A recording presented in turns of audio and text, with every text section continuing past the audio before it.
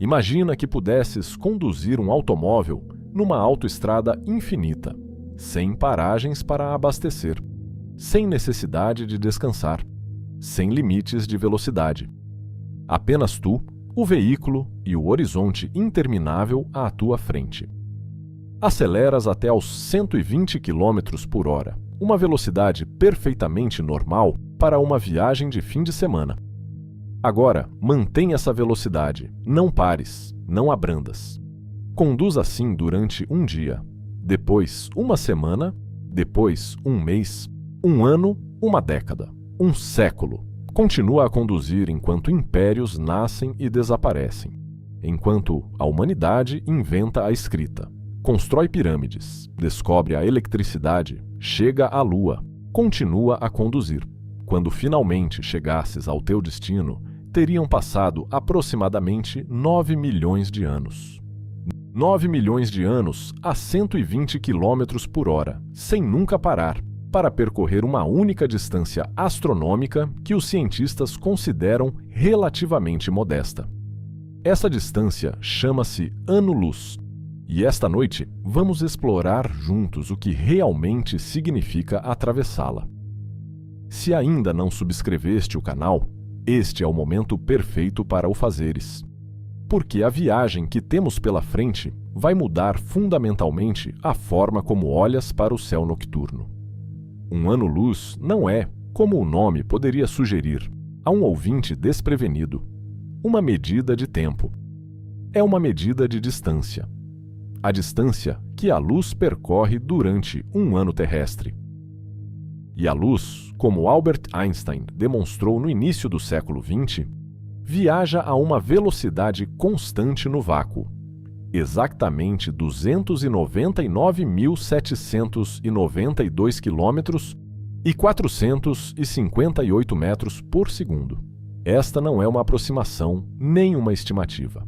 É uma constante fundamental do universo, medida com precisão extraordinária ao longo de décadas de experiências cada vez mais sofisticadas. O Bureau Internacional de Pesos e Medidas adoptou oficialmente este valor em 1983, e desde então tornou-se a base para a própria definição do metro.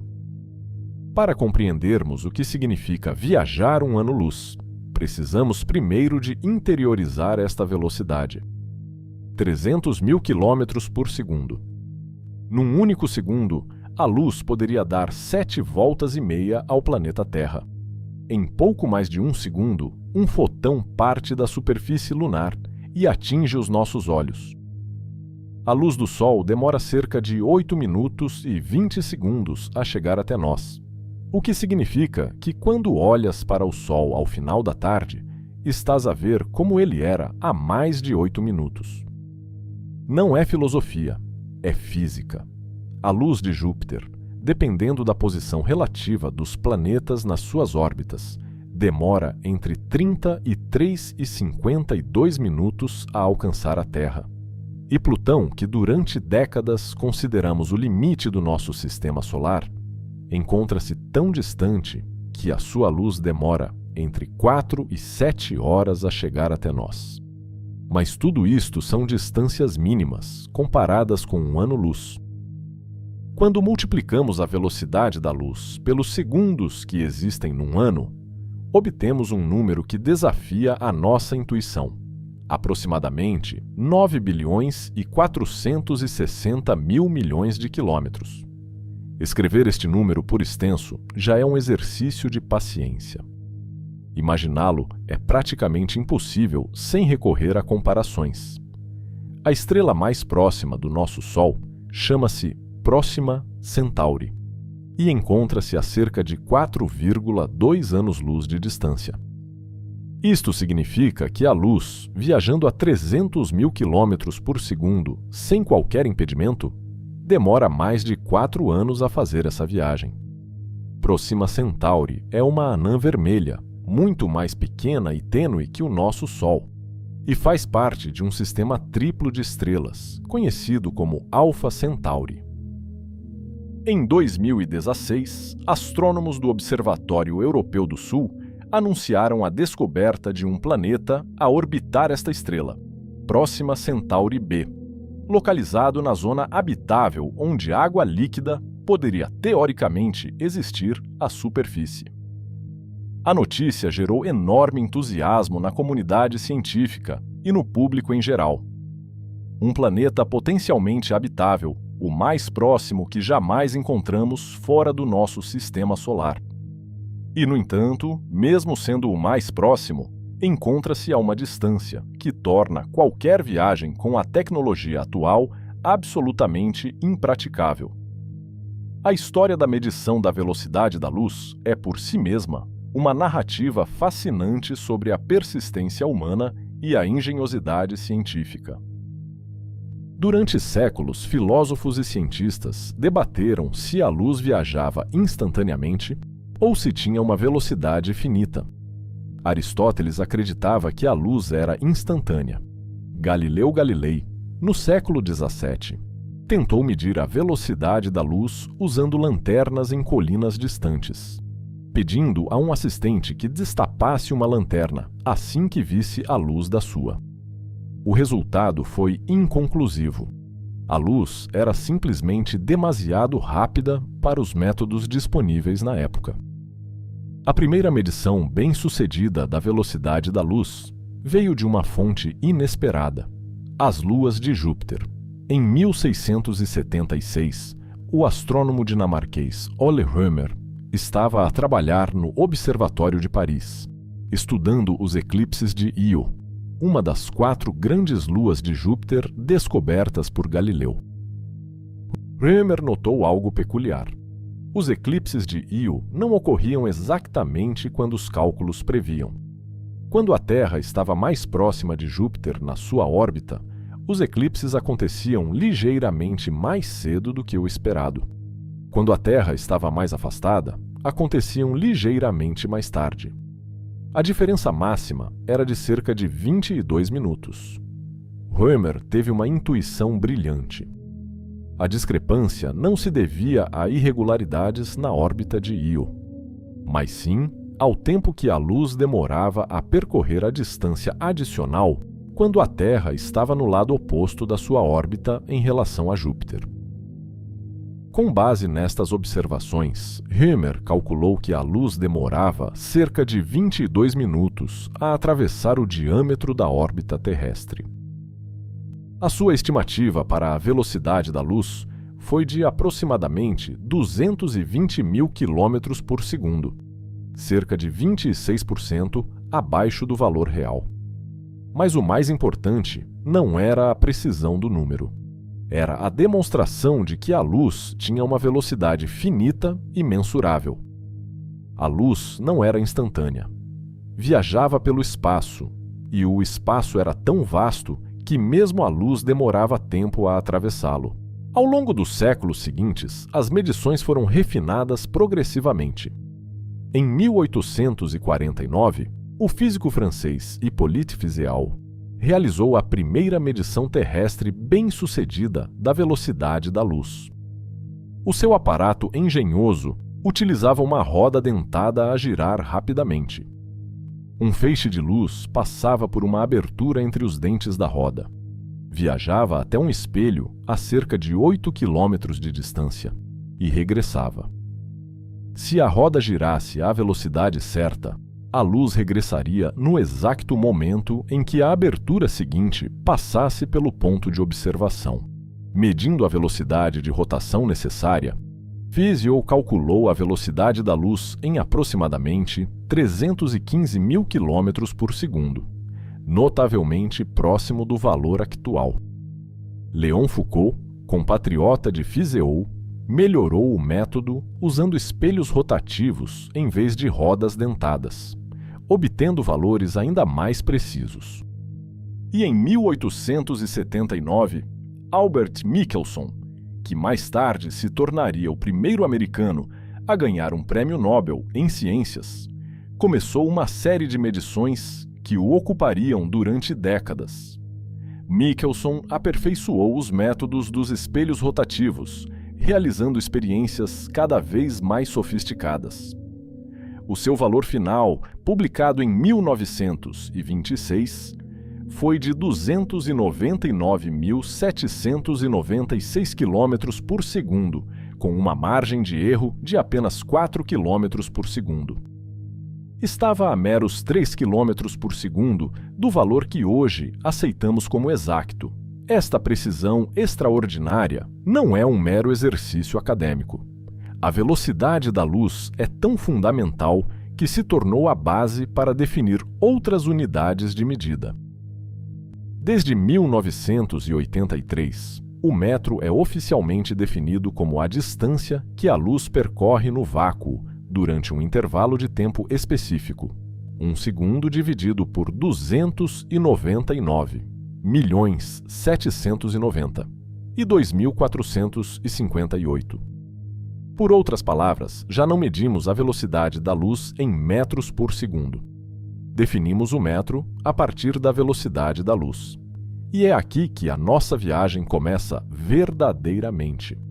Porque agora que compreendemos a velocidade da luz, podemos começar a calcular quanto tempo levariam os nossos veículos, as nossas máquinas, os nossos foguetões, a percorrer um único ano-luz. E os números são, para usar uma palavra que a realidade merece, humilhantes. Regressemos ao automóvel a 120 km por hora. Já mencionei o número, aproximadamente 9 milhões de anos.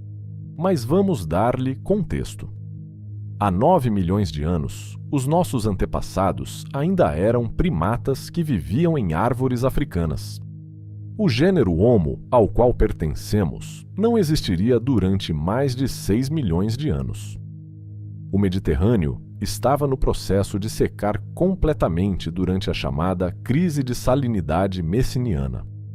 Os Himalaias ainda estavam a elevar-se, como aliás continuam hoje. Se tivesses começado a conduzir nessa época, a 120 km por hora, sem nunca parar, estarias a chegar agora ao final do primeiro ano-luz. Mas ninguém viaja de automóvel para o espaço. Consideremos então um avião comercial, voando a cerca de 900 km por hora. Esta é aproximadamente a velocidade de cruzeiro de um Boeing 747 ou de um Airbus A380. A esta velocidade, um ano-luz demoraria cerca de 1.200.000 anos a percorrer. Reduzimos o tempo por um factor de aproximadamente 7,5. Mas continuamos a falar de uma duração que excede toda a existência da nossa espécie, Homo sapiens, por um factor de 6. E os aviões mais rápidos que já construímos? O Lockheed SR-71 Blackbird, o avião tripulado mais rápido da história, atingia velocidades superiores a 3.500 km por hora. Desenvolvido nos Estados Unidos durante a década de 60, voou missões de reconhecimento durante décadas, até ser retirado de serviço em 1998. A esta velocidade estonteante, um ano-luz ainda demoraria mais de 300.000 anos a percorrer. 300.000 anos. É aproximadamente o tempo que passou desde o aparecimento dos primeiros Homo sapiens anatomicamente modernos em África. Talvez devêssemos considerar, então, as velocidades que efetivamente atingimos no espaço. A sonda Parker Solar Probe, da NASA, lançada em 2018, é atualmente o objeto mais rápido já construído por seres humanos. Em novembro de 2021, durante uma das suas aproximações ao Sol, atingiu uma velocidade de cerca de 163 km por segundo, o equivalente a quase 590.000 km por hora. É uma velocidade difícil de conceptualizar. A esta velocidade, poderias ir de Lisboa a Nova York em pouco mais de meio minuto. Poderias dar a volta à Terra em cerca de 4 minutos. E mesmo assim, mesmo a velocidade mais elevada que qualquer máquina humana já atingiu, um ano-luz demoraria aproximadamente 1.800 anos a percorrer. Se a sonda Parker tivesse partido na direção de Próxima Centauri à sua velocidade máxima, no momento em que o Império Romano ainda governava grande parte da Europa, ainda não teria chegado a um quarto do caminho. Este é o abismo que enfrentamos quando falamos de viagem interestelar. Não é um problema de engenharia que possamos resolver com melhorias incrementais. É uma escala que exige repensar completamente o que significa viajar. As sondas Voyager, lançadas em 1977, são frequentemente mencionadas como os objetos humanos que viajaram mais longe. E é verdade, a Voyager 1 encontra-se atualmente a mais de 24 mil milhões de quilômetros da Terra, tendo oficialmente entrado no espaço interestelar em 2012. Mas a sua velocidade atual é de cerca de 17 km por segundo, aproximadamente 61 mil km por hora. A esta velocidade, demoraria cerca de 17.500 anos a percorrer um único ano-luz. Para chegar à Próxima Centauri, a estrela mais próxima, a Voyager 1 demoraria mais de 70 mil anos, se estivesse a viajar nessa direção, o que não está. Estes números revelam algo profundo sobre a nossa situação no cosmos. Construímos máquinas extraordinárias. Enviamos sondas para lá do alcance do vento solar. Pousamos robotes em Marte. Fotografamos Plutão em detalhe. Detectamos ondas gravitacionais de buracos negros a milhares de milhões de anos-luz de distância. E, no entanto, quando olhamos para a estrela mais próxima, continuamos a ser, para todos os efeitos práticos, prisioneiros do nosso sistema solar. A vastidão do espaço não é apenas grande. É grande de uma forma que nos obriga a confrontar os limites fundamentais da física e da biologia humana. Mas a história não termina aqui, porque a humanidade nunca aceitou limites como definitivos. E ao longo das próximas partes desta viagem, vamos explorar não apenas a escala do desafio, mas também as propostas reais, científicas e tecnológicas para o enfrentar. Desde velas solares à fusão nuclear, desde naves geracionais a conceitos ainda mais exóticos, a imaginação humana continua a trabalhar no problema. E mesmo que a resposta final seja que não conseguimos, que um ano-luz permanece para sempre fora do nosso alcance prático, a pergunta em si vale a pena ser feita. Porque ao perguntar quanto tempo levaria a viajar um ano-luz, estamos realmente a perguntar quem somos, o que podemos fazer e qual é o nosso lugar neste universo vasto e antigo. A luz das estrelas que vês esta noite partiu há anos, décadas, séculos, por vezes milênios. Algumas dessas estrelas podem já nem existir, tendo explodido ou colapsado, enquanto a sua luz viajava pacientemente na nossa direção. Quando olhas para o céu, estás a olhar para o passado. Um passado inscrito em fotões que viajaram distâncias inconcebíveis apenas para terminar a sua jornada na retina dos teus olhos. É uma ligação íntima e, ao mesmo tempo, infinitamente remota. E compreender o que significa atravessar essas distâncias é o primeiro passo para compreender verdadeiramente o nosso lugar no cosmos. A história das viagens espaciais humanas é, na sua essência, uma história de velocidades progressivamente maiores. Cada década trouxe novas conquistas, novos recordes, novos marcos que pareciam impossíveis à geração anterior. E, no entanto, quando colocamos essas velocidades no contexto de um ano-luz, revelam-se todas extraordinariamente modestas. Para compreender o verdadeiro desafio da viagem interestelar, precisamos de olhar com atenção para o que já conseguimos, para as tecnologias que atualmente utilizamos e para os limites físicos que enfrentamos. O primeiro objeto construído por humanos a escapar da atmosfera terrestre foi o míssil V-2 alemão, durante a Segunda Guerra Mundial.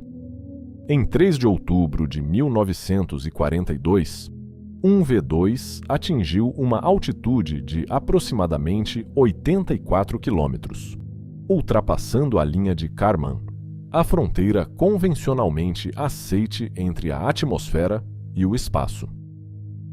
A velocidade máxima do V2 era de cerca de 1,6 km por segundo, aproximadamente 5.800 km por hora. A esta velocidade, um ano-luz demoraria mais de 180 mil anos a percorrer. Apenas 15 anos depois, em outubro de 1957, a União Soviética lançou o Sputnik 1, o primeiro satélite artificial. O Sputnik orbitava a Terra a uma velocidade de cerca de 8 km por segundo, a velocidade orbital necessária para manter uma órbita baixa estável. Esta velocidade, aproximadamente 29 mil km por hora, era já 5 vezes superior à do V2. Mas mesmo assim, um ano-luz a esta velocidade demoraria cerca de 37 mil anos. A velocidade orbital é um conceito fundamental para compreender as viagens espaciais. Para permanecer em órbita à volta da Terra, um objeto precisa de mover-se suficientemente depressa para que a sua queda contínua em direção ao planeta seja compensada pela curvatura da própria Terra. A velocidade necessária depende da altitude. Quanto mais baixa a órbita, maior a velocidade requerida. A Estação Espacial Internacional, por exemplo, orbita a cerca de 400 km de altitude e viaja a aproximadamente 7,7 km por segundo. Mas para escapar completamente da gravidade terrestre, é necessária uma velocidade ainda maior, a velocidade de escape. Para a Terra, este valor é de aproximadamente 11,2 km por segundo, cerca de 40 mil km por hora. Qualquer objeto que atinja esta velocidade à superfície terrestre, ignorando a resistência atmosférica, escapará permanentemente da influência gravitacional do nosso planeta. As missões Apollo, que levaram astronautas à Lua entre 1969 e 1972, atingiram velocidades próximas deste valor.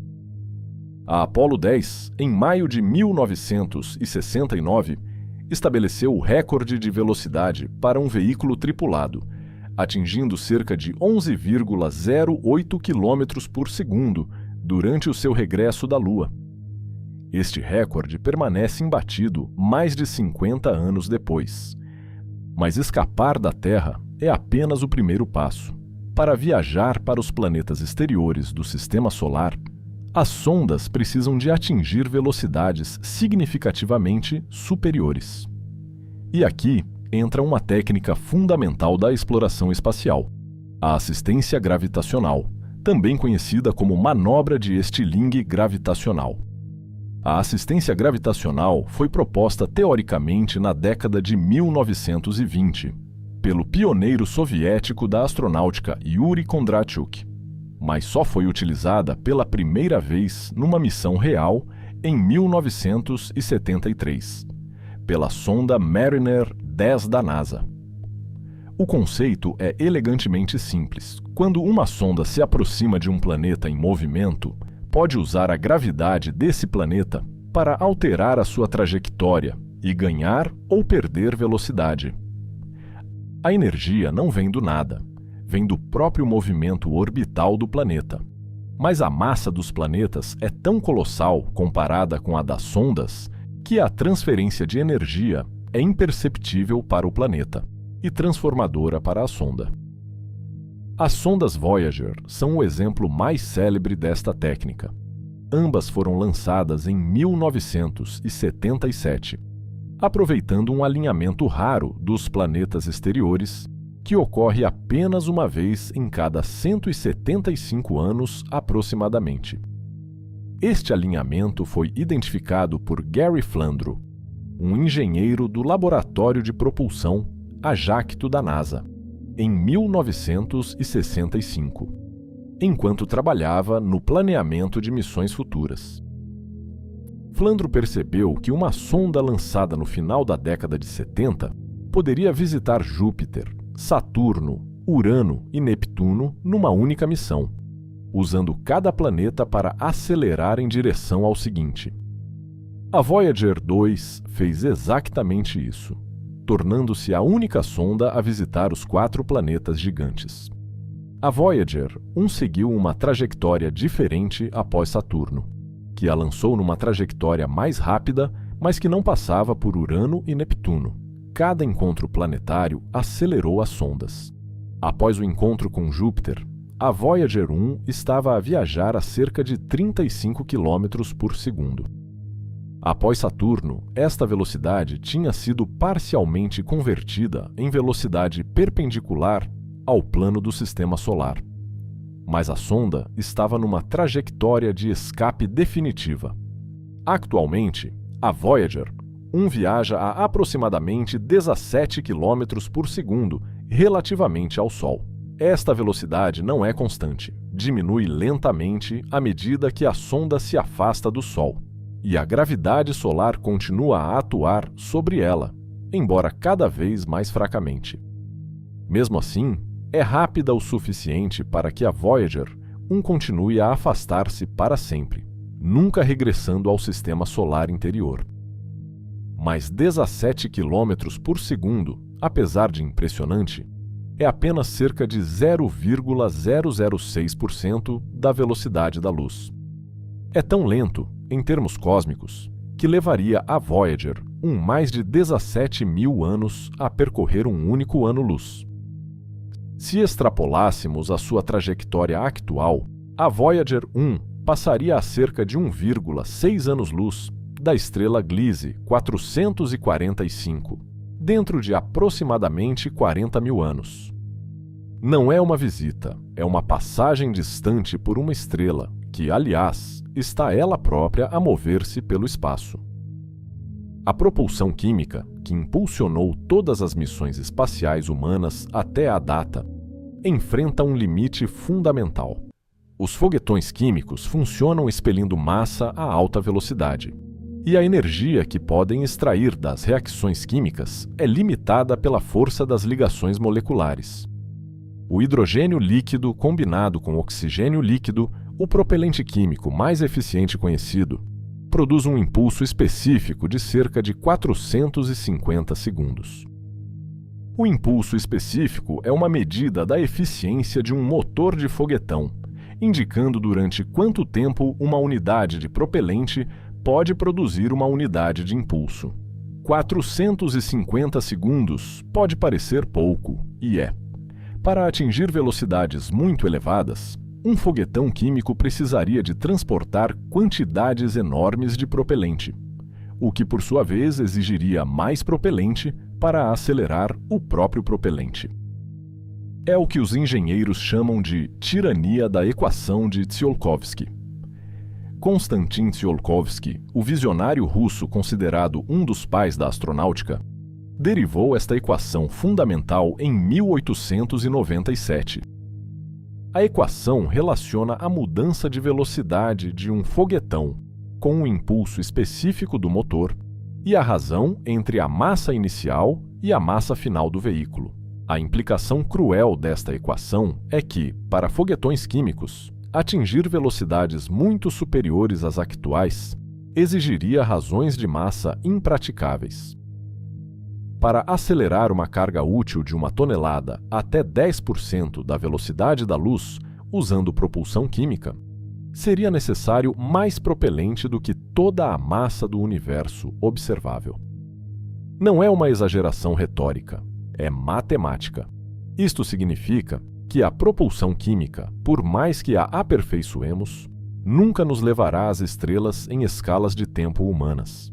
Precisamos de tecnologias fundamentalmente diferentes, que ofereçam muito maior eficiência energética, ou que contornem completamente a necessidade de transportar propelente. Uma alternativa já demonstrada em missões reais é a propulsão iônica. Os motores iônicos funcionam acelerando íons, átomos carregados eletricamente, através de campos elétricos. O impulso produzido é muito pequeno, tipicamente equivalente ao peso de uma folha de papel na tua mão. Mas os motores iônicos são extraordinariamente eficientes, com impulsos específicos de milhares de segundos, 10 vezes ou mais do que os melhores foguetões químicos, e podem funcionar continuamente durante meses ou anos, acumulando lentamente velocidade. A sonda Dawn, da NASA, lançada em 2007, utilizou propulsão iônica para visitar o asteroide Vesta e o planeta anão Ceres. Durante a sua missão, os motores iônicos de Dawn funcionaram durante um total de mais de 5 anos, acumulando uma mudança de velocidade de cerca de 11 km por segundo, mais do que qualquer outra nave espacial usando propulsão própria. A sonda Hayabusa da Agência Espacial Japonesa, JAXA, também utilizou motores iônicos para a sua missão de recolha de amostras do asteroide Itokawa. Mas mesmo a propulsão iônica, apesar da sua eficiência, não resolve o problema interestelar. A energia para acelerar os íons tem de vir de algum lado, tipicamente de painéis solares ou de um reator nuclear. E a quantidade de energia necessária para atingir velocidades relativísticas, uma fração significativa da velocidade da luz, é colossal. Para acelerar uma sonda de 1.000 kg até 10% da velocidade da luz, seria necessária uma energia equivalente a aproximadamente 225 megatoneladas de TNT, cerca de 4.500 vezes a energia da maior bomba nuclear jamais detonada, a Tsar Bomba soviética de 1961. Outra tecnologia já demonstrada, embora controversa, é a propulsão nuclear térmica. Em vez de reações químicas, um reator nuclear aquece um propelente, tipicamente hidrogênio, a temperaturas extremas, expelindo-o a velocidades muito superiores às alcançáveis quimicamente.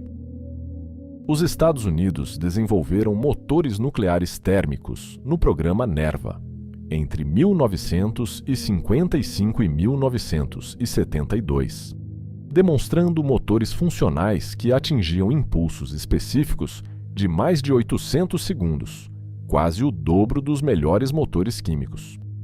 O programa NERVA foi cancelado por razões políticas e orçamentais, não técnicas. Os motores funcionavam, mas a propulsão nuclear térmica, embora seja uma opção promissora para missões ao longo do Sistema Solar, particularmente para Marte, ainda não é suficiente para viagens interestelares. Duplicar ou triplicar a eficiência dos foguetões químicos não resolve um problema que exige melhorias de várias ordens de magnitude. Mais promissora, pelo menos em teoria, é a propulsão nuclear por pulsos. Este conceito radical foi estudado no projeto Orion, conduzido pela General Atomics entre 1958 e 1965. A ideia era simples na sua audácia: detonar pequenas bombas nucleares atrás de uma nave espacial, usando uma placa de empurrar gigante e amortecedores para absorver o impulso e acelerar a nave.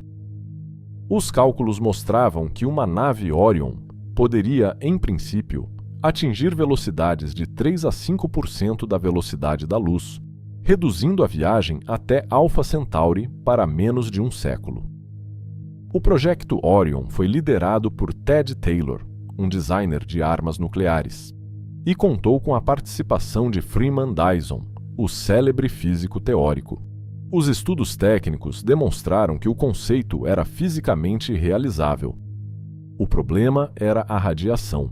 Cada detonação nuclear produziria não apenas impulso, mas também uma chuva de partículas radioativas. Operar uma nave Orion na atmosfera terrestre ou mesmo na órbita baixa seria ambientalmente catastrófico. O Tratado de Proibição Parcial de Testes Nucleares, de 1963, que baniu explosões nucleares na atmosfera e no espaço, efetivamente encerrou qualquer possibilidade de desenvolver Orion. Derivados mais limpos do conceito Orion foram propostos nas décadas seguintes. O projeto Daedalus, um estudo conduzido pela Sociedade Interplanetária Britânica entre 1973 e 1978, propunha uma nave impulsionada por fusão nuclear. Em vez de bombas de fissão, a nave Daedalus utilizaria pequenas cápsulas de deutério e hélio 3, detonadas por feixes de electrões. O estudo foi notavelmente detalhado para um exercício teórico, especificando uma nave de 2 etapas, com 54 mil toneladas de massa total, capaz de atingir cerca de 12% da velocidade da luz. A missão proposta era uma sonda não tripulada para a estrela de Barnard, a cerca de 6 anos-luz de distância. A viagem demoraria aproximadamente 50 anos. A nave não abrandaria à chegada. Passaria pelo sistema estelar alvo à velocidade interestelar, tendo apenas horas para recolher dados durante a passagem. Mesmo assim, seria a primeira missão interestelar da humanidade. O projeto Daedalus permaneceu um estudo teórico. A tecnologia de fusão nuclear que seria necessária não existia em 1978 e continua a não existir hoje, embora progressos significativos tenham sido feitos. O reactor de fusão ITER, atualmente em construção em França, espera demonstrar a produção líquida de energia por fusão na década de 2030. Mas mesmo quando a fusão se tornar uma tecnologia madura, a engenharia necessária para miniaturizar um reactor de fusão para uma nave espacial e operá-lo de forma fiável durante décadas de voo será um desafio formidável. Em 2009, a Sociedade Interplanetária Britânica, em colaboração com a Fundação Tau Zero, iniciou o projeto Icarus, uma atualização do estudo Daedalus, utilizando avanços tecnológicos das décadas intervenientes.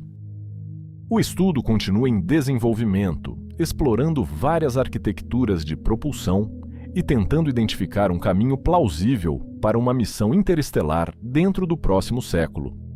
Outra abordagem radicalmente diferente é a propulsão por vela solar. Em vez de transportar propelente, uma nave com vela solar utiliza a pressão da radiação luminosa para se impulsionar. Os fotões, apesar de não terem massa, transportam momento.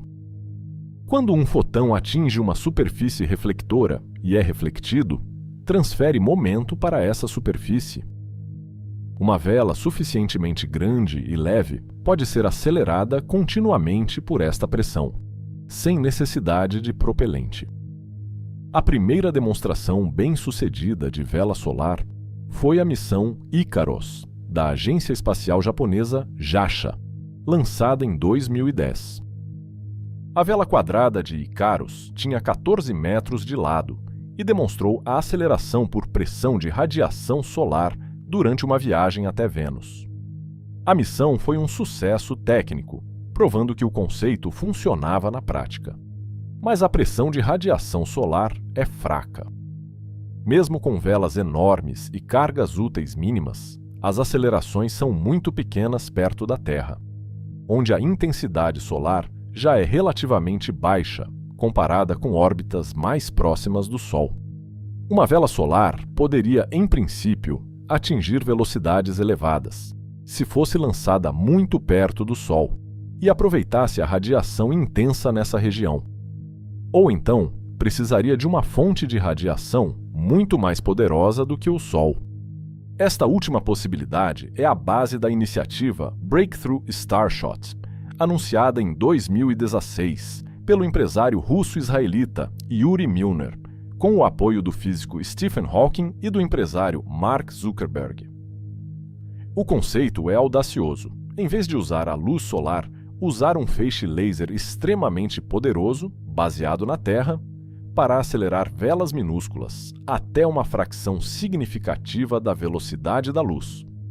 As velas propostas, chamadas Starships, seriam extraordinariamente pequenas. com uma massa de apenas alguns gramas, integrando sensores, câmaras, sistemas de comunicação e uma vela reflectora de poucos metros quadrados. Um conjunto de lasers com uma potência combinada de cerca de 100 gigawatts, mais de 100 vezes a potência de todas as centrais nucleares dos Estados Unidos combinadas, seria disparado durante alguns minutos, acelerando cada Starship a cerca de 20% da velocidade da luz. A esta velocidade, a viagem até Alpha Centauri demoraria aproximadamente 20 anos. Os Starships chegariam ao sistema estelar, fotografariam quaisquer planetas presentes e transmitiriam os dados de volta para a Terra. O sinal, viajando à velocidade da luz, demoraria mais 4 anos a chegar. Cerca de 24 anos após o lançamento, receberíamos as primeiras imagens de outro sistema estelar. O Breakthrough Starshot é um projeto de investigação ativo, com financiamento de $100 milhões para a fase inicial de estudo. Existem desafios técnicos formidáveis. Construir um laser de 100 gigawatts é extraordinariamente difícil. Manter o feixe focado numa vela de poucos metros a milhares de quilômetros de distância requer óptica adaptativa de precisão sem precedentes. Os Starships teriam de sobreviver a uma aceleração de dezenas de milhares de G durante a fase de impulso, e teriam de funcionar de forma autônoma durante mais de 2 décadas de viagem pelo espaço interestelar, um ambiente que nunca foi testado.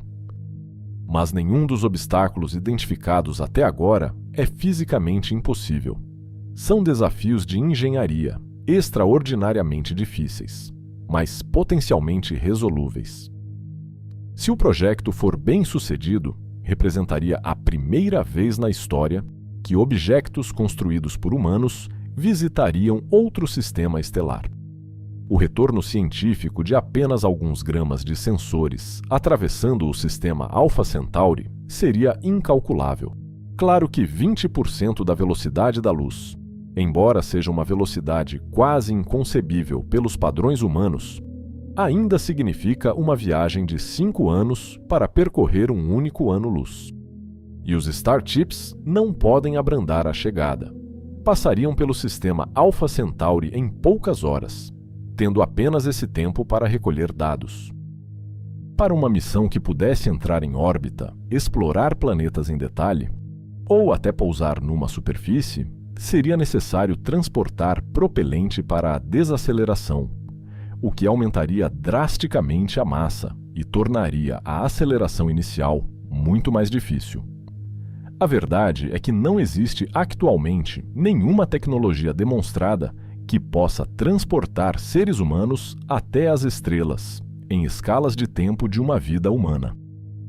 As melhores propostas teóricas, assumindo avanços tecnológicos que ainda não ocorreram, projetam viagens de décadas até a estrela mais próxima.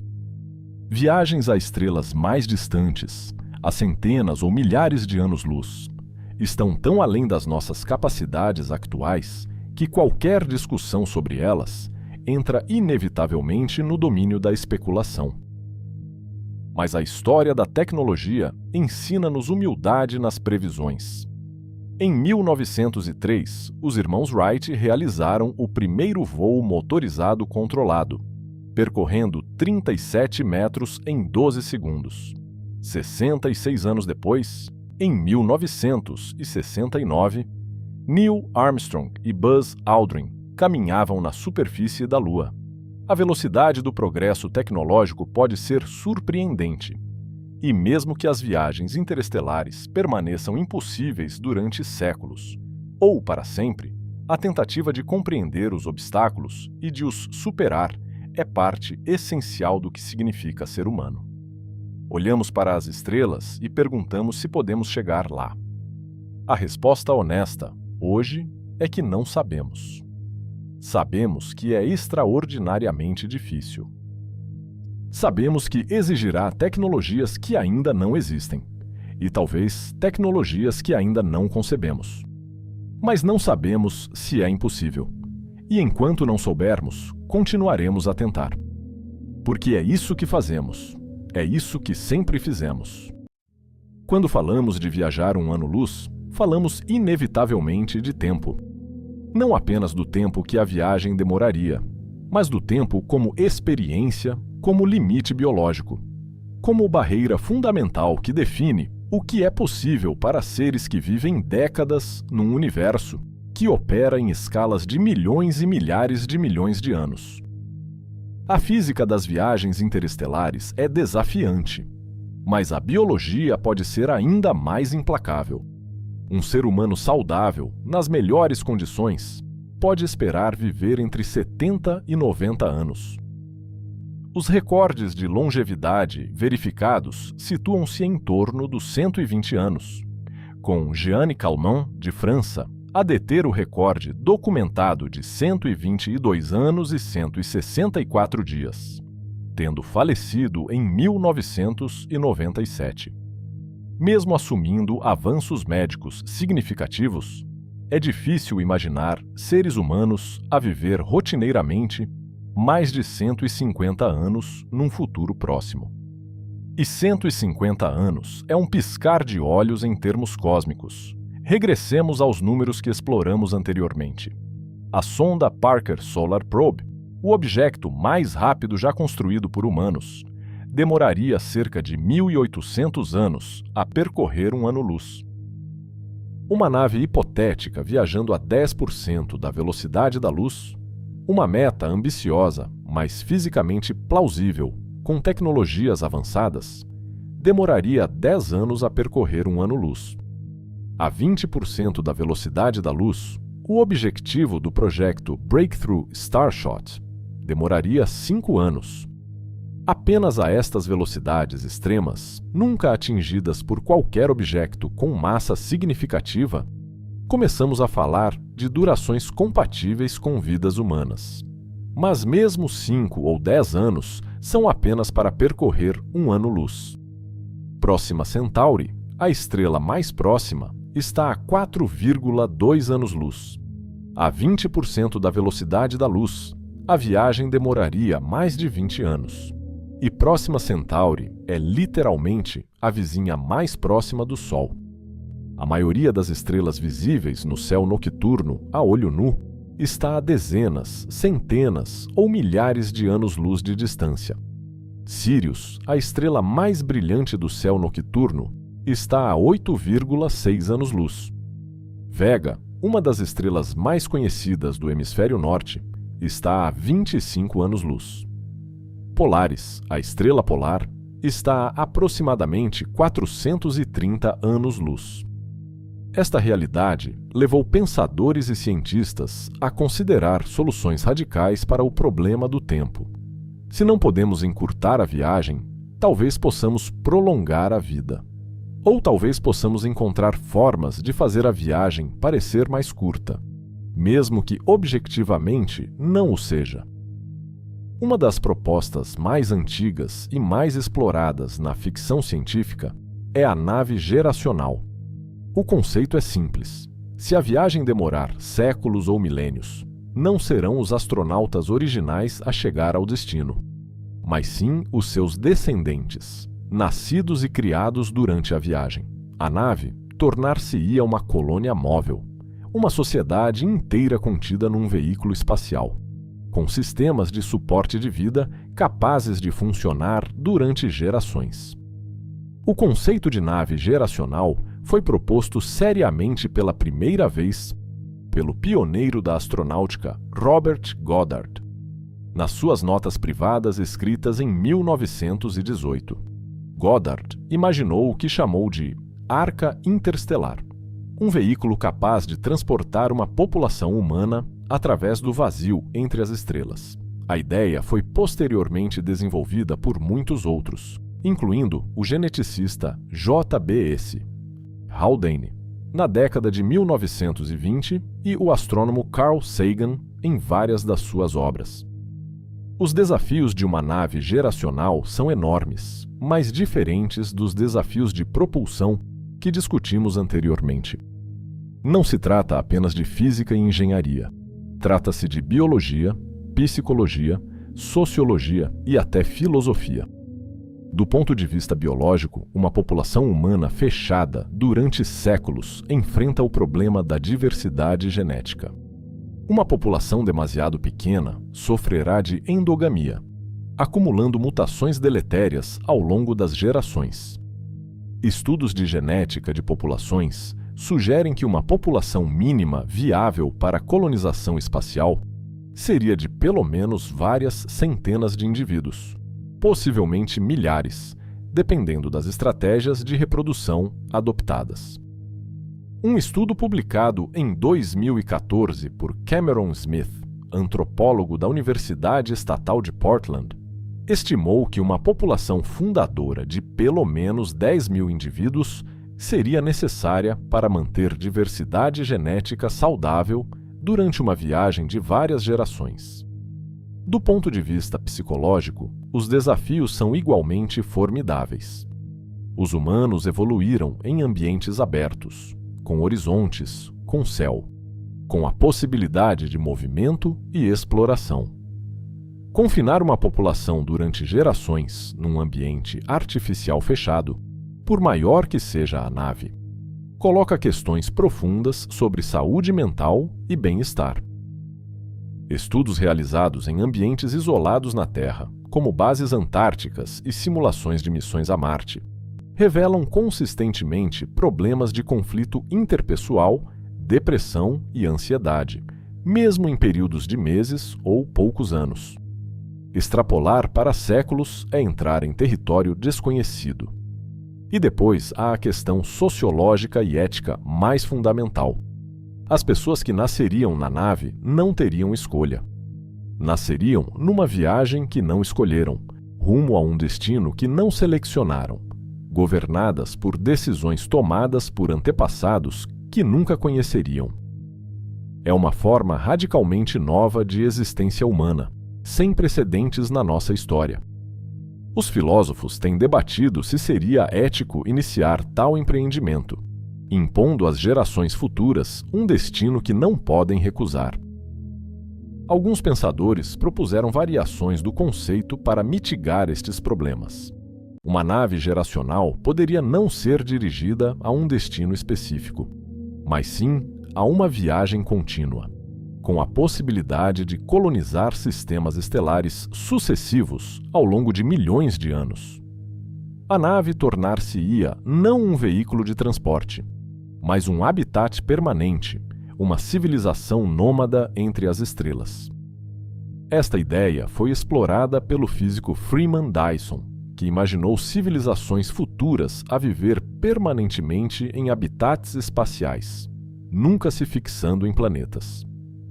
Outra abordagem ao problema do tempo é a hibernação ou suspensão animada. Se os astronautas pudessem ser colocados num estado de metabolismo reduzido durante a viagem, acordando apenas à chegada, a duração subjetiva da viagem seria drasticamente encurtada. O astronauta adormeceria no sistema solar e acordaria noutro sistema estelar, tendo envelhecido apenas marginalmente durante a viagem. A hibernação é um fenômeno natural em muitos animais. Ursos, esquilos, marmotas e muitos outros mamíferos entram em estados de torpor durante o inverno, reduzindo drasticamente o seu metabolismo, temperatura corporal e necessidades energéticas.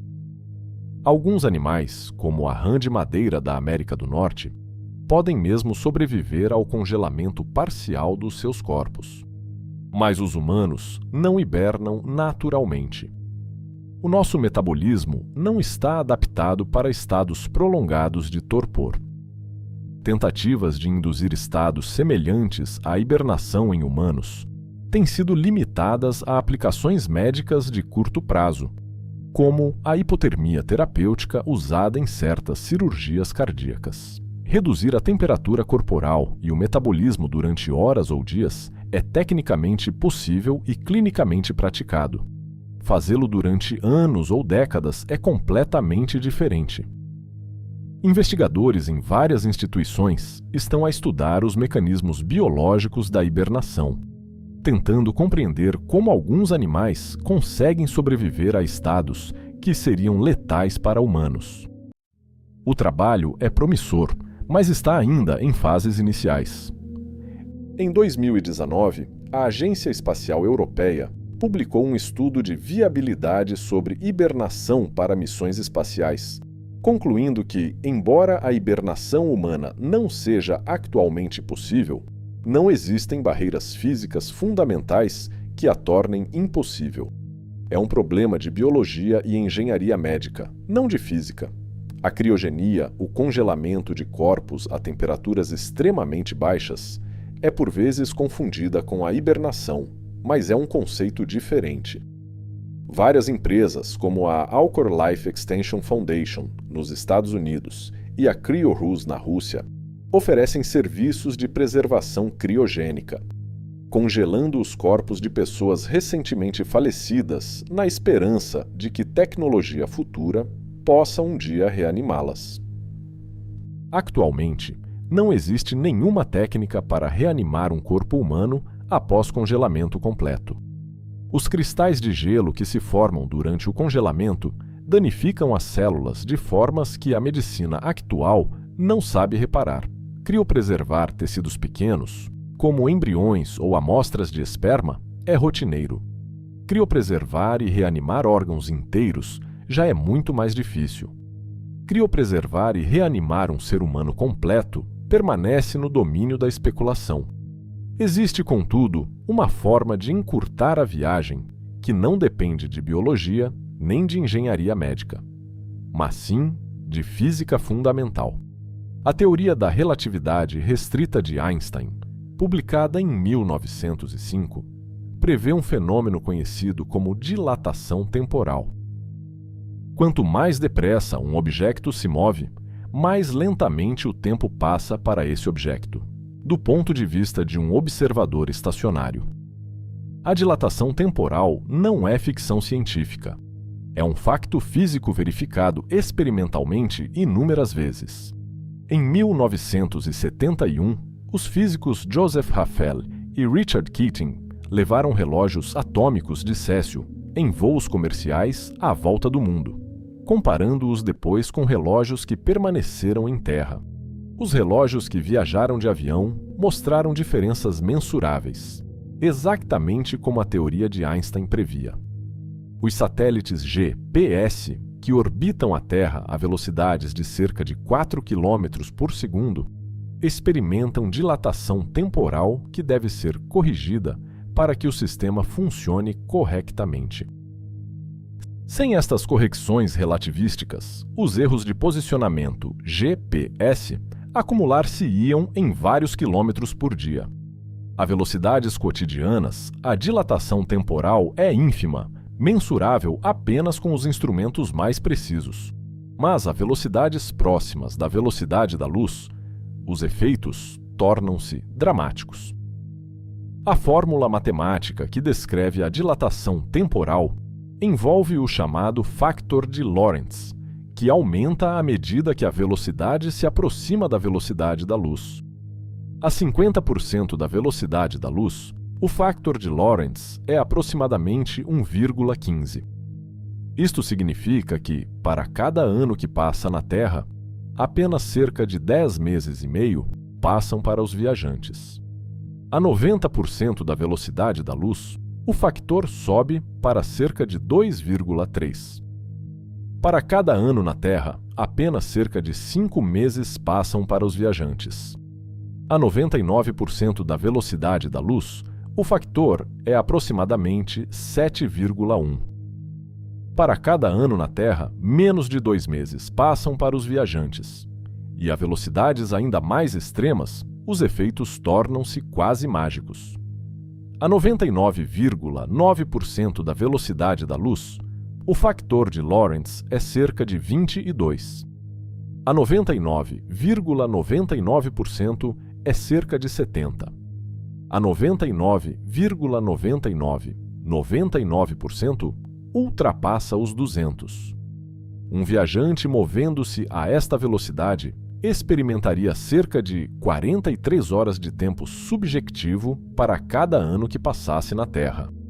Isto significa que, em princípio, uma viagem a uma estrela distante poderia durar décadas ou séculos do ponto de vista da Terra, mas apenas meses ou anos do ponto de vista dos viajantes. Uma viagem à Próxima Centauri, a 4,2 anos-luz, poderia durar apenas alguns anos de tempo subjetivo, se a nave viajasse suficientemente perto da velocidade da luz. Uma viagem ao centro da Via Láctea, a cerca de 26 mil anos-luz, poderia teoricamente ser feita em menos de 20 anos de tempo subjetivo, se a nave pudesse acelerar continuamente a 1G, a aceleração da gravidade terrestre, durante toda a viagem. Mas a dilatação temporal vem com um custo. Enquanto os viajantes envelhecem lentamente, o tempo na Terra continua a passar normalmente. Os astronautas que partissem numa viagem à Próxima Centauri poderiam regressar tendo envelhecido apenas 10 anos, mas encontrariam uma Terra onde teriam passado décadas ou séculos. Os seus amigos, família, toda a sua geração teriam morrido há muito. É o paradoxo dos gêmeos, outro conceito da relatividade restrita, e representa uma forma de viagem no tempo unidirecional para o futuro. O problema prático da dilatação temporal não é físico, é energético. Atingir velocidades suficientemente próximas da velocidade da luz, para que a dilatação temporal seja significativa, requer quantidades de energia quase inconcebíveis. Como mencionamos anteriormente, acelerar uma massa de 1.000 kg até 10% da velocidade da luz requer uma energia equivalente a cerca de 225 megatoneladas de TNT. A 90% da velocidade da luz, a energia necessária seria cerca de 10 vezes maior. E o aumento não é linear. A equação relativística significa que cada incremento adicional de velocidade exige exponencialmente mais energia. A velocidade da luz em si é um limite absoluto para qualquer objeto com massa. Atingir a velocidade da luz exigiria energia infinita, o que é fisicamente impossível. Por isso, quando os físicos falam de viagens a velocidades relativísticas, falam sempre de frações da velocidade da luz, nunca da velocidade da luz em si ou superior a ela.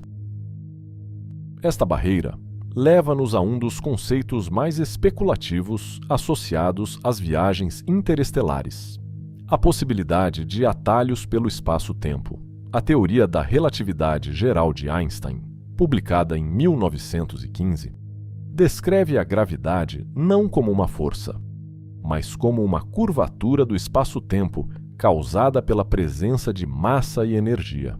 Esta descrição geométrica do universo abre possibilidades teóricas fascinantes.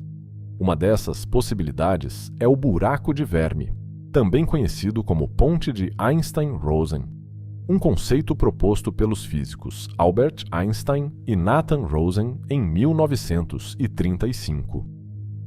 Um buraco de verme seria um atalho através do espaço-tempo, conectando dois pontos distantes do universo através de uma passagem que seria muito mais curta do que a distância normal entre eles.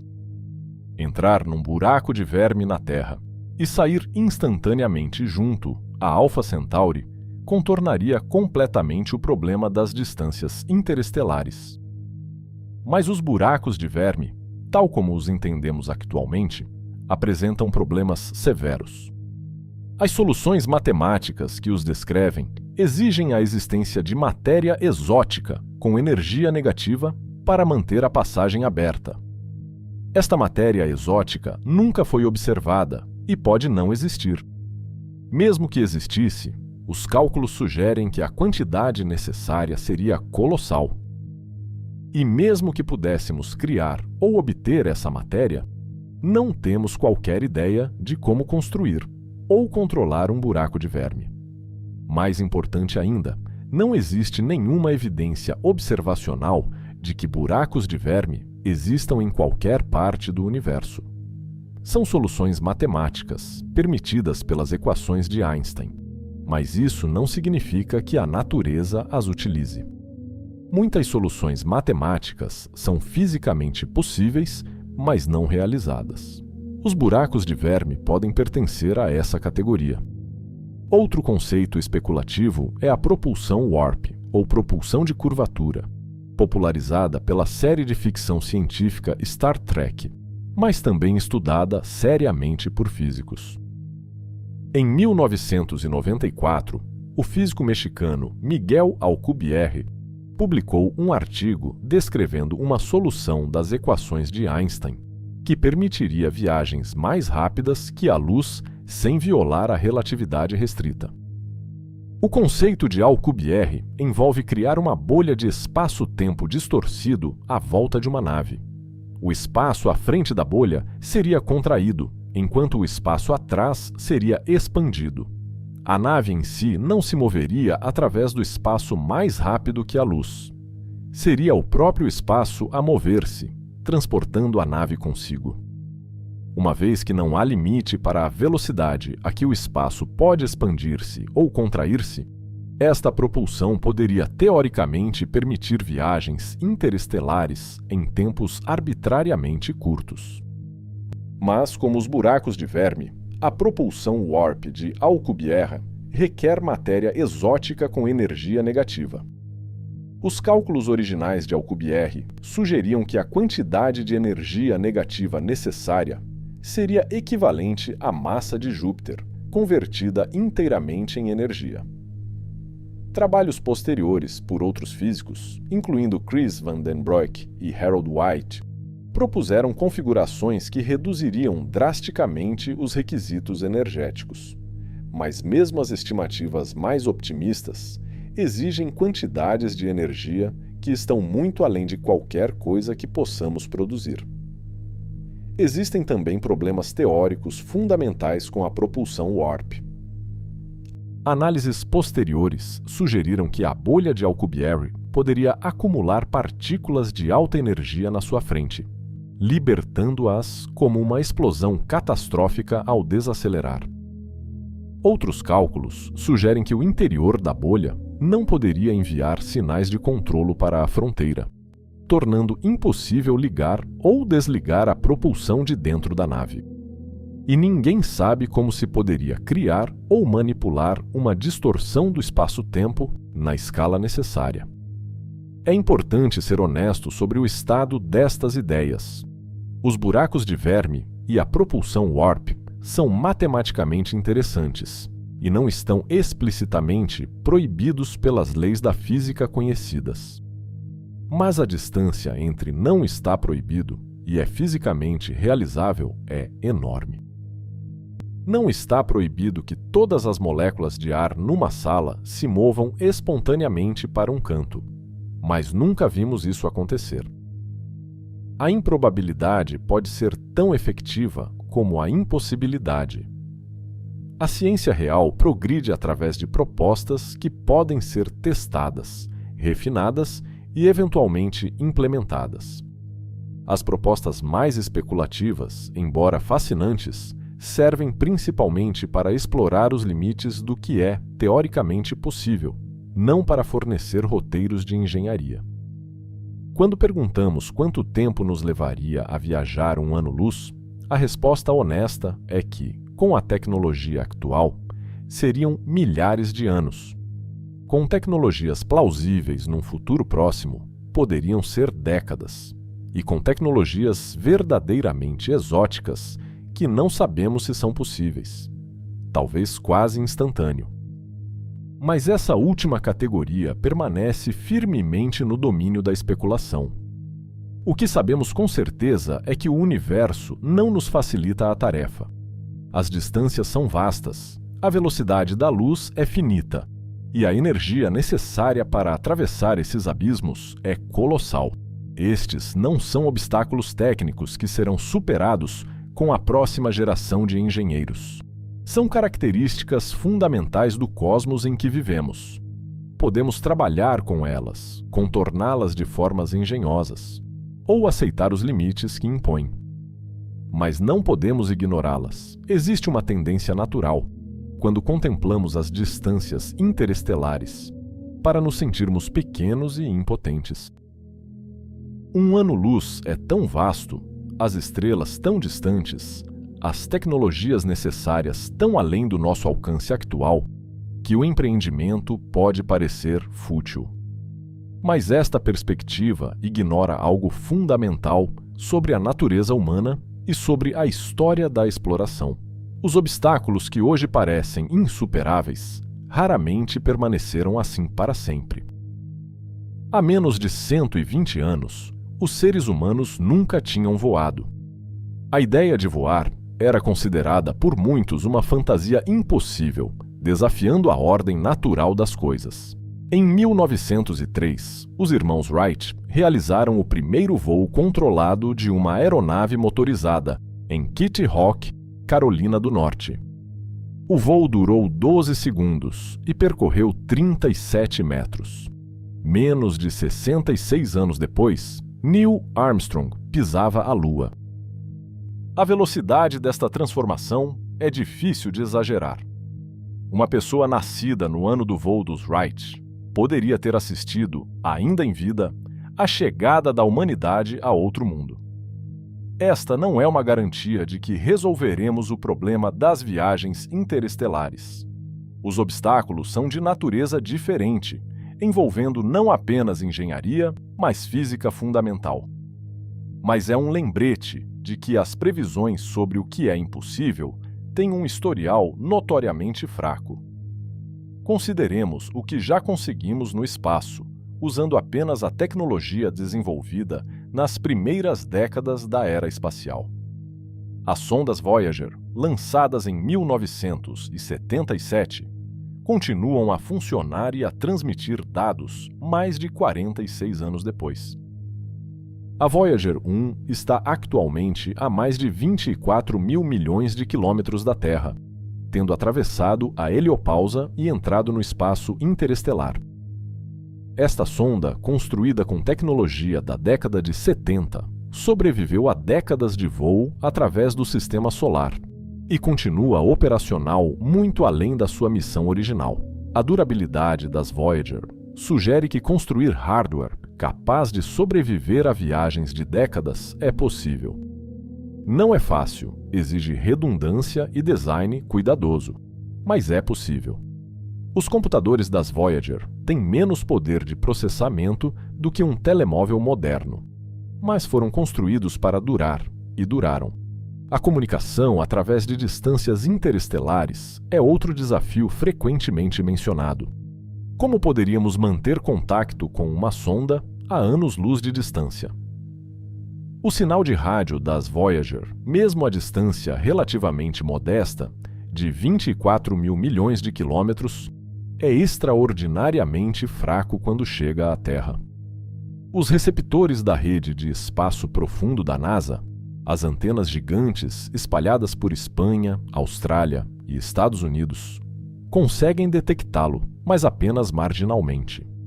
A potência do sinal diminui com o quadrado da distância. Se uma sonda estivesse a um ano-luz de distância, o sinal seria mais de 4 milhões de vezes mais fraco do que o sinal atual da Voyager 1. Detectá-lo com a tecnologia atual seria impossível.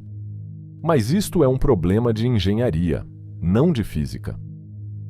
Antenas maiores, transmissores mais potentes, técnicas de processamento de sinal mais sofisticadas, lasers em vez de rádio, todas estas são abordagens que poderiam, em princípio, permitir comunicação através de distâncias interestelares.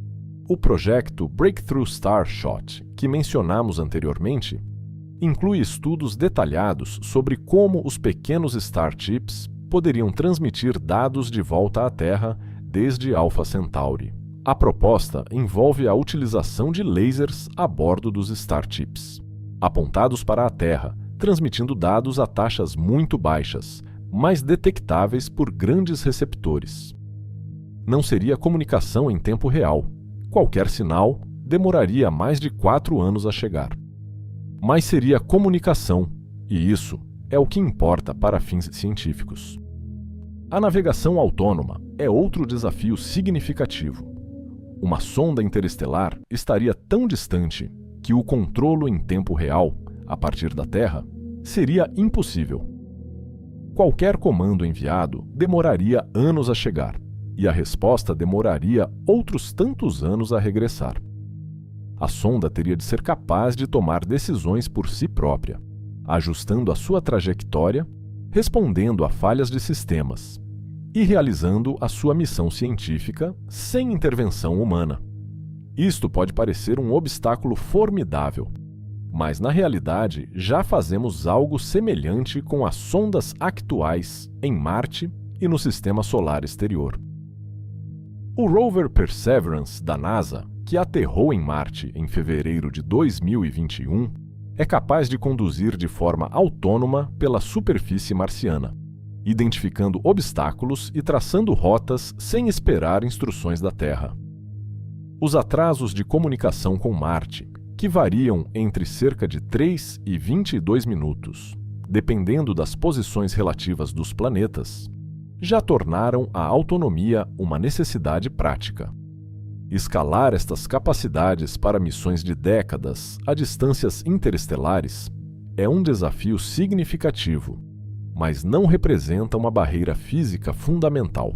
Os avanços em inteligência artificial e sistemas autônomos nas últimas décadas têm sido notáveis. Os sistemas que seriam necessários para uma sonda interestelar poderiam, plausivelmente, ser desenvolvidos dentro das próximas décadas. O que nos traz de volta à questão central: quanto tempo nos levaria realmente a viajar um ano-luz? A resposta depende inteiramente de quando perguntamos e que tecnologia assumimos. Com a tecnologia atual, usando as sondas mais rápidas que já construímos, um ano-luz levaria cerca de 17 a 18 mil anos a percorrer. Com a tecnologia plausível num futuro próximo, como velas solares avançadas ou propulsão iônica de próxima geração, poderíamos talvez reduzir isto para alguns milhares de anos. Com tecnologia como a proposta pelo Breakthrough Starshot, atingindo 20% da velocidade da luz, um ano-luz levaria apenas 5 anos a percorrer. E se olharmos mais longe, para tecnologias que ainda não existem, mas que não violam princípios físicos conhecidos, os números podem tornar-se ainda mais favoráveis. Propulsão por fusão nuclear, como a proposta no projeto Daedalus, poderia atingir 10 a 15% da velocidade da luz, significando viagens de 7 a 10 anos por ano-luz. Propulsão por antimatéria, que oferece a maior densidade energética teoricamente possível, poderia em princípio atingir velocidades ainda mais elevadas. A antimatéria é real. As partículas de antimatéria, como positrões e antiprotões, são produzidas rotineiramente em aceleradores de partículas e detectadas em fenômenos naturais, como raios cósmicos e certos tipos de decaimento radioativo. Quando matéria e antimatéria se encontram, aniquilam-se mutuamente, convertendo toda a sua massa em energia de acordo com a famosa equação de Einstein, I igual a mc ao quadrado. 1 grama de antimatéria aniquilando-se com 1 grama de matéria libertaria uma energia equivalente a cerca de 43 quilotoneladas de TNT, aproximadamente 3 vezes a potência da bomba de Hiroshima. O problema da antimatéria não é físico, é prático.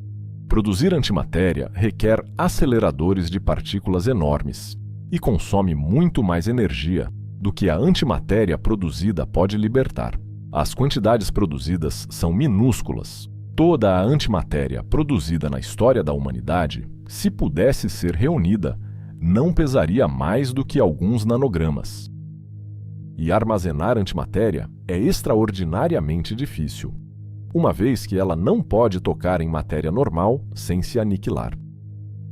Os melhores sistemas actuais usam armadilhas magnéticas para confinar antipartículas carregadas, mas só conseguem armazenar quantidades ínfimas, durante períodos limitados.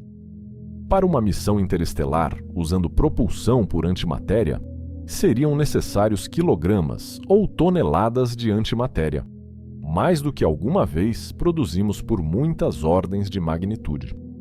Os custos com a tecnologia atual seriam absurdos. Uma estimativa frequentemente citada sugere que produzir 1 grama de antiprotões custaria cerca de 62 bilhões de dólares. Claramente, se a propulsão por antimatéria alguma vez se tornar prática, terá de ser com métodos de produção radicalmente diferentes dos atuais. Mas aqui está o ponto crucial. Não sabemos que tecnologias estarão disponíveis daqui a 100 anos, ou 500, ou 1000. A história da ciência e da tecnologia está repleta de descobertas inesperadas que transformaram completamente o que era possível. Os raios-x foram descobertos por acidente.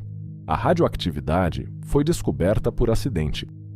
Os semicondutores, que tornaram possível toda a eletrônica moderna, foram compreendidos através de décadas de investigação fundamental que não tinha aplicações práticas imediatas em vista. É possível que exista alguma propriedade da física, ainda não descoberta, que torne as viagens interestelares muito mais fáceis do que atualmente pensamos.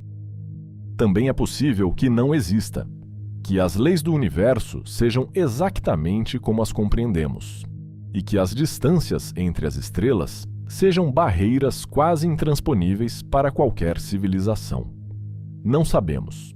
E essa incerteza é, de certa forma, a coisa mais honesta que podemos dizer. O que sabemos é que a humanidade tem demonstrado uma notável capacidade de superar obstáculos que pareciam impossíveis. Também sabemos que alguns obstáculos são realmente impossíveis de superar, que existem limites físicos que nenhuma quantidade de engenhosidade pode contornar. A velocidade da luz parece ser um desses limites. A segunda lei da termodinâmica é outro.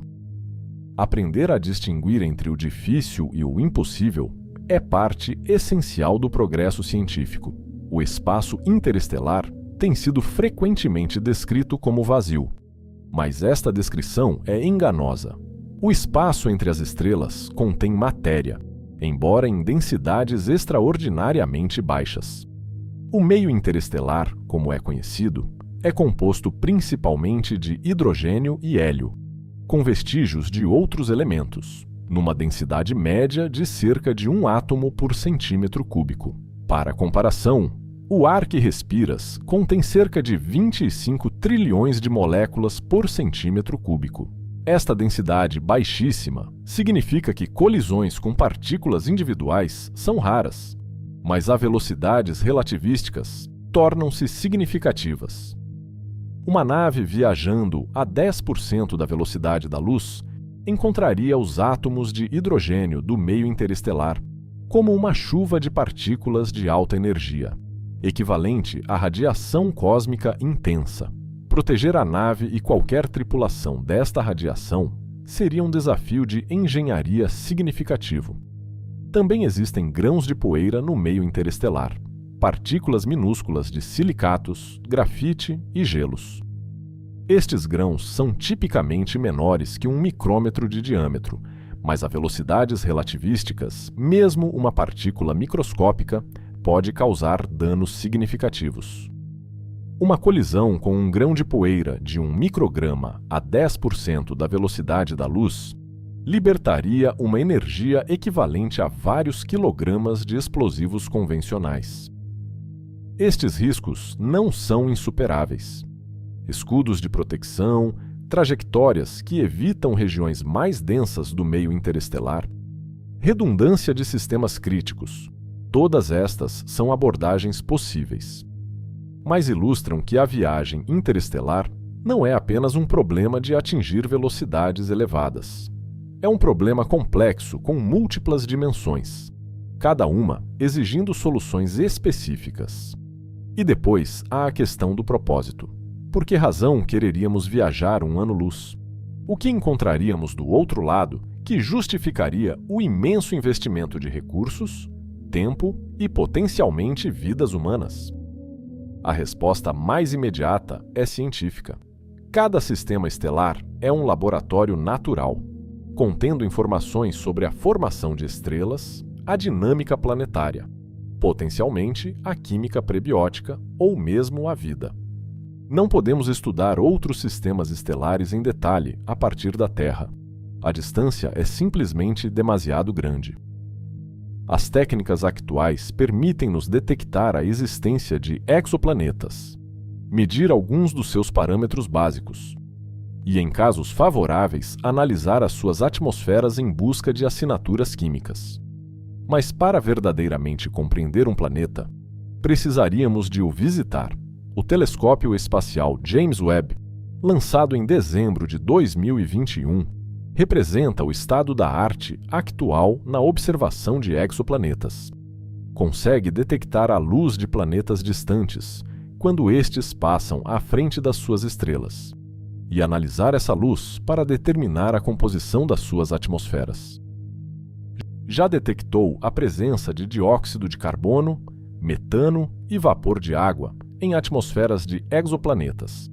Mas estas detecções são indiretas, baseadas em padrões subtis na luz estelar. Uma sonda que visitasse esses planetas poderia fazer observações incomparavelmente mais detalhadas. Existe também a questão da vida. Desde que a humanidade compreendeu que outros mundos existem, perguntamos se estariam habitados. Ainda não encontramos evidência definitiva de vida fora da Terra, mas também ainda não procuramos de forma sistemática. Os próximos passos dessa procura provavelmente envolverão missões a mundos no nosso próprio sistema solar, como as luas Europa e Encélado, que podem abrigar oceanos líquidos sob as suas crostas geladas.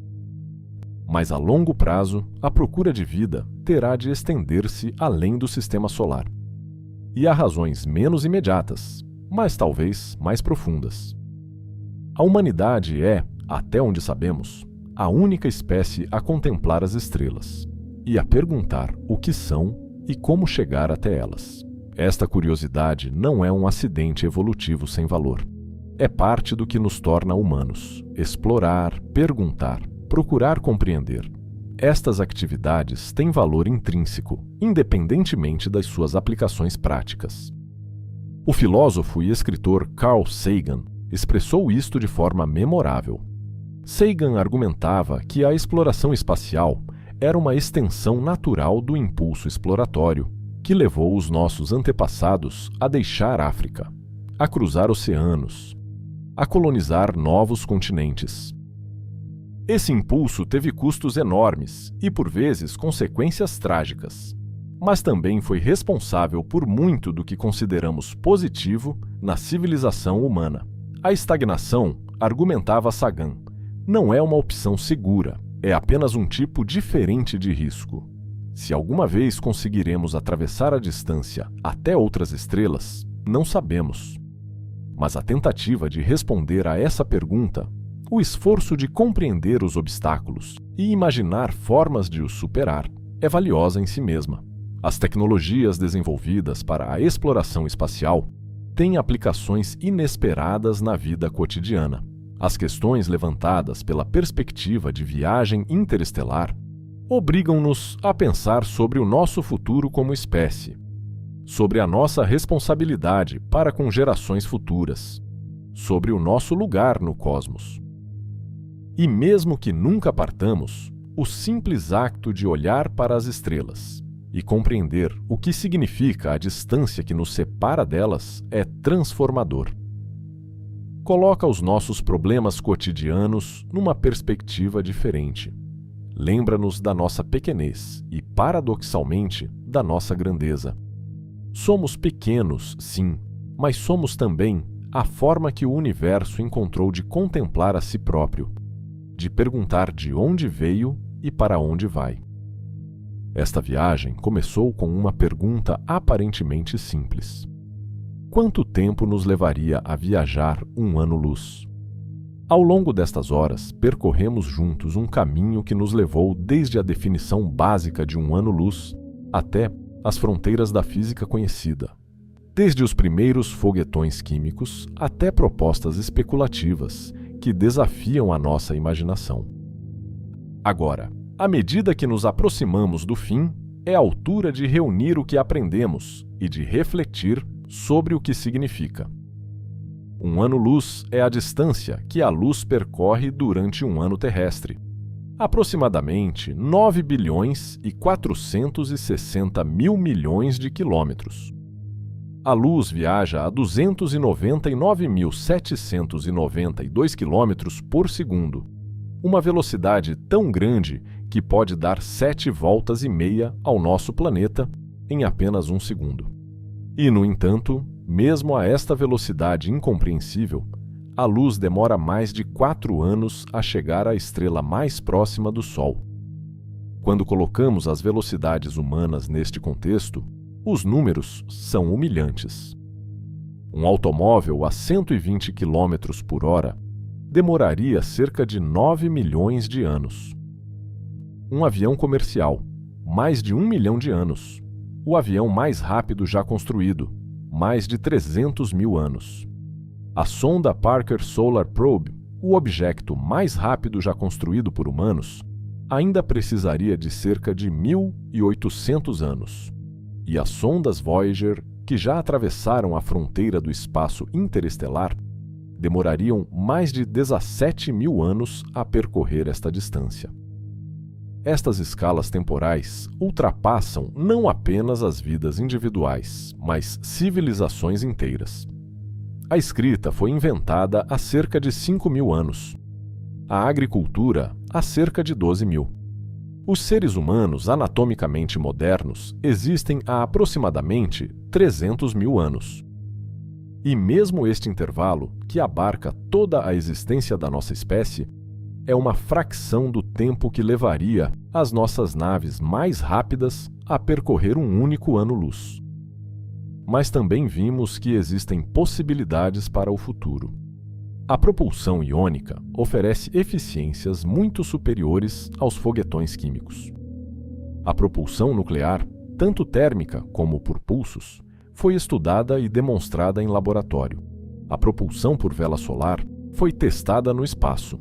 E propostas mais ambiciosas, como o Breakthrough Starshot, poderiam em princípio acelerar pequenas sondas até 20% da velocidade da luz, reduzindo a viagem de um ano-luz para apenas 5 anos.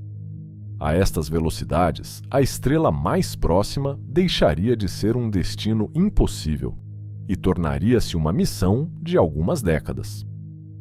Os dados científicos que uma tal missão poderia recolher seriam inestimáveis.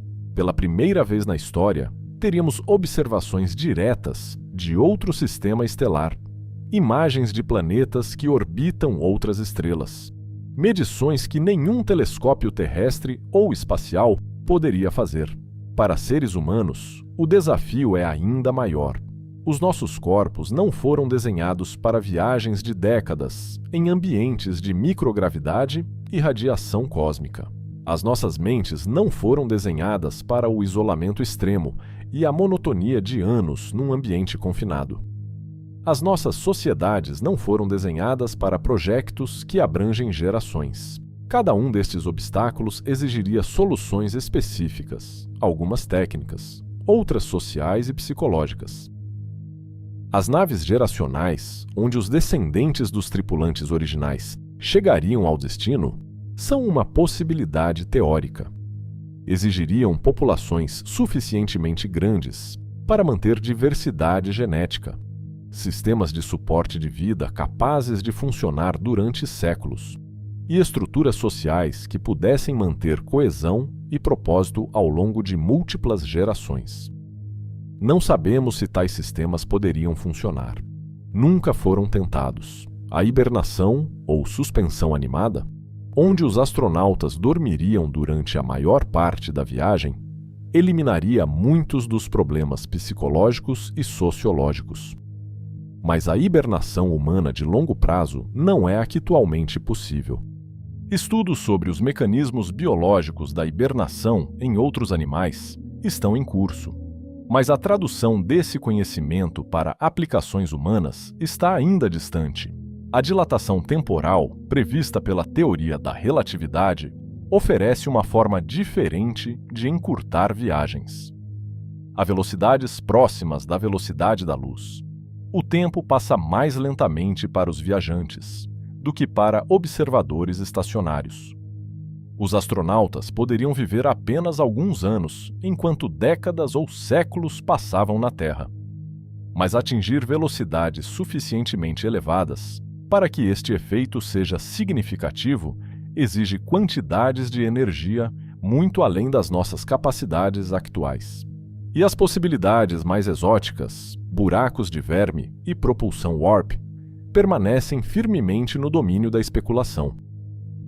São soluções matemáticas das equações de Einstein, mas não existem evidências de que sejam fisicamente realizáveis. A matéria exótica com energia negativa, que seria necessária para as implementar, nunca foi observada e pode não existir. É importante distinguir entre o que é teoricamente interessante e o que é praticamente possível. A honestidade científica exige que reconheçamos os limites do nosso conhecimento. Não sabemos se as viagens interestelares alguma vez serão práticas para seres humanos. Não sabemos que tecnologias estarão disponíveis daqui a 100 anos, ou 1000. Não sabemos se existem propriedades da física ainda não descobertas que poderiam transformar o problema. A história sugere cautela tanto em afirmar que algo é impossível, como em assumir que será facilmente conseguido.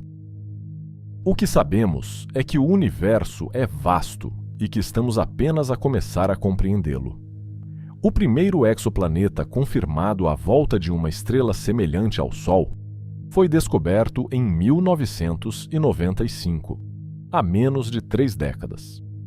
Desde então, os telescópios espaciais Kepler e TESSES descobriram milhares de planetas à volta de outras estrelas. Alguns desses planetas encontram-se em zonas habitáveis, onde água líquida poderia existir à superfície.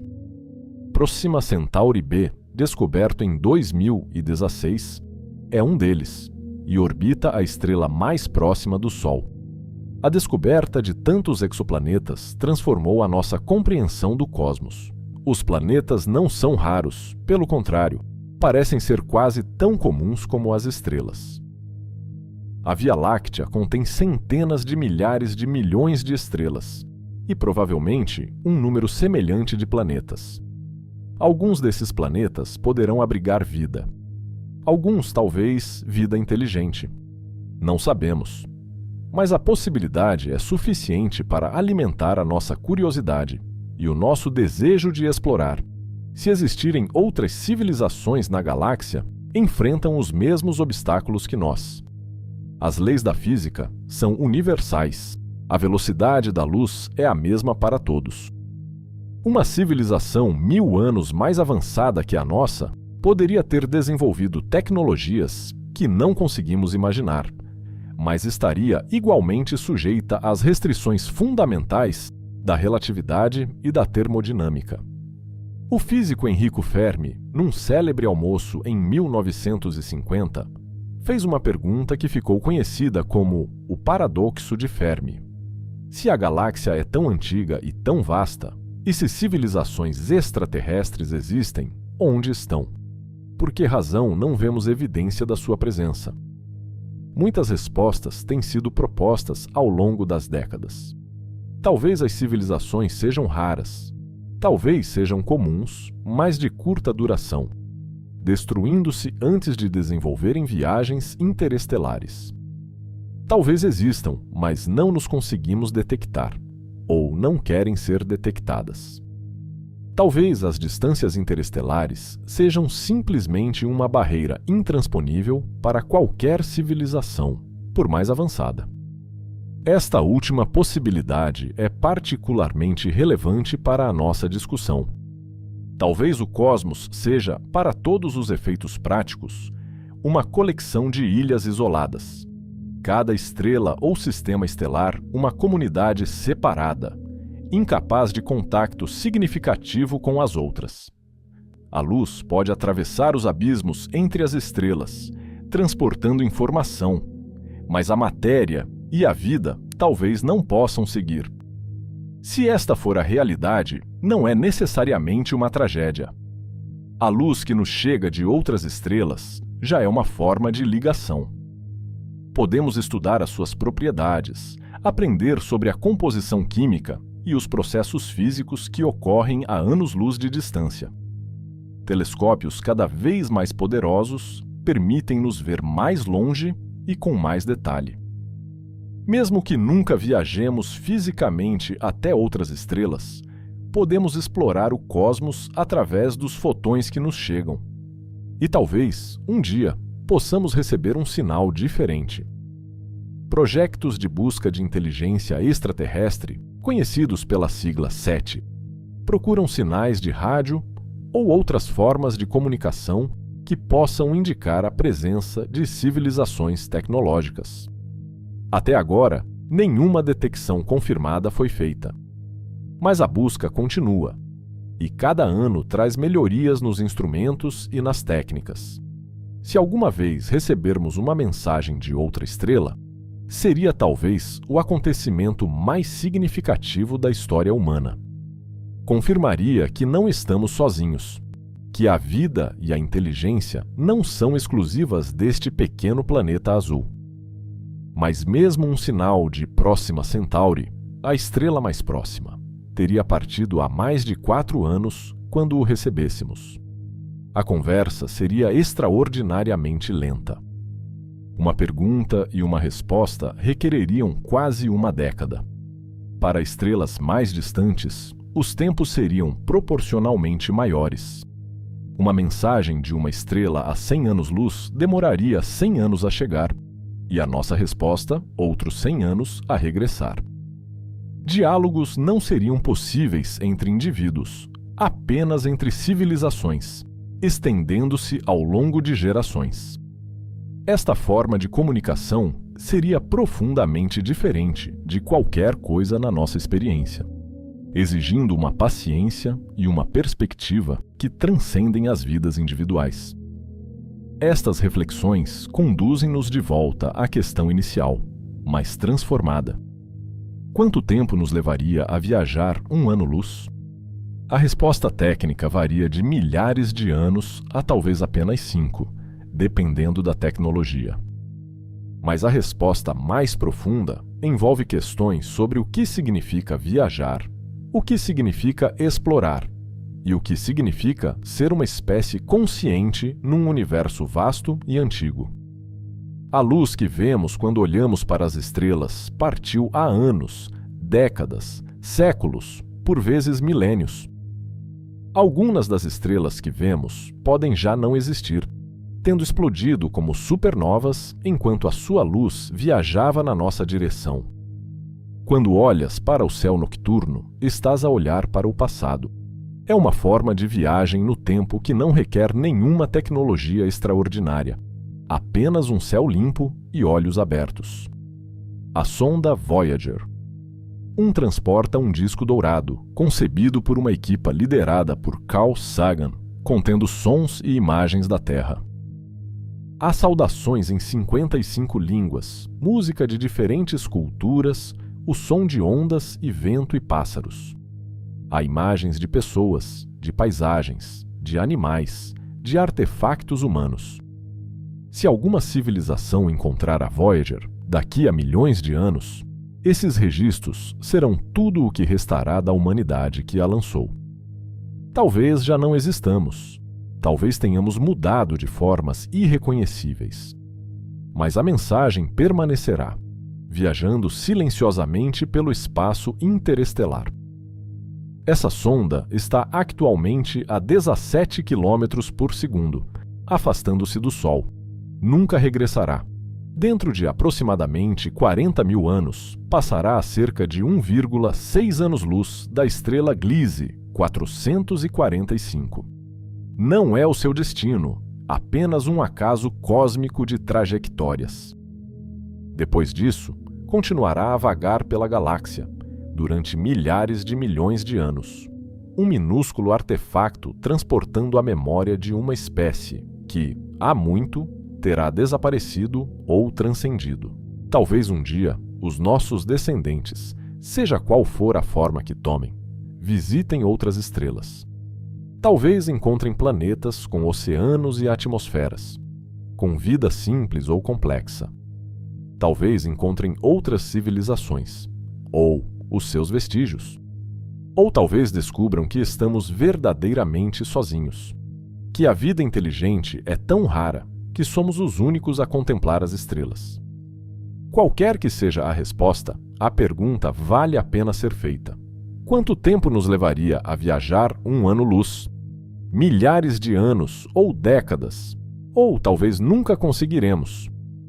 Mas a tentativa de responder, o esforço de compreender as escalas envolvidas, as tecnologias possíveis, os obstáculos a superar, já nos transforma. Já nos faz olhar para o céu de forma diferente. Já nos lembra da nossa pequenez e, paradoxalmente, da nossa capacidade de conceber algo tão vasto. A noite está cheia de estrelas, cada uma um sol, muitas com planetas próprios, algumas talvez com mundos onde outros olhos contemplam o cosmos e fazem as mesmas perguntas.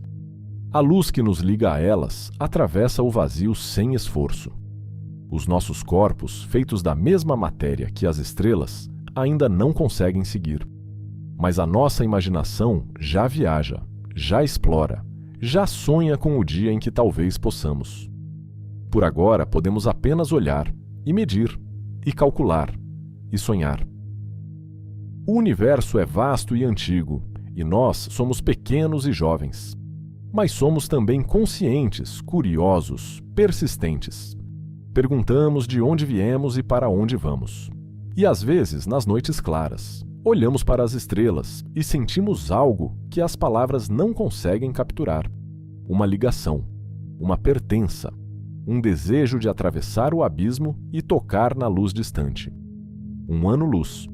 9 bilhões e 460 mil milhões de quilômetros. Milhares de anos para as nossas sondas mais rápidas. Talvez décadas para tecnologias futuras. E um instante para a luz. Fecha os olhos agora e deixa que as estrelas continuem a sua viagem silenciosa. Amanhã, o sol nascerá novamente e a vida continuará. E o universo permanecerá tão vasto e misterioso como sempre foi. Mas talvez, esta noite, olhes para o céu de forma um pouco diferente. Talvez sintas a escala do que te rodeia. E talvez isso seja, por agora, viagem suficiente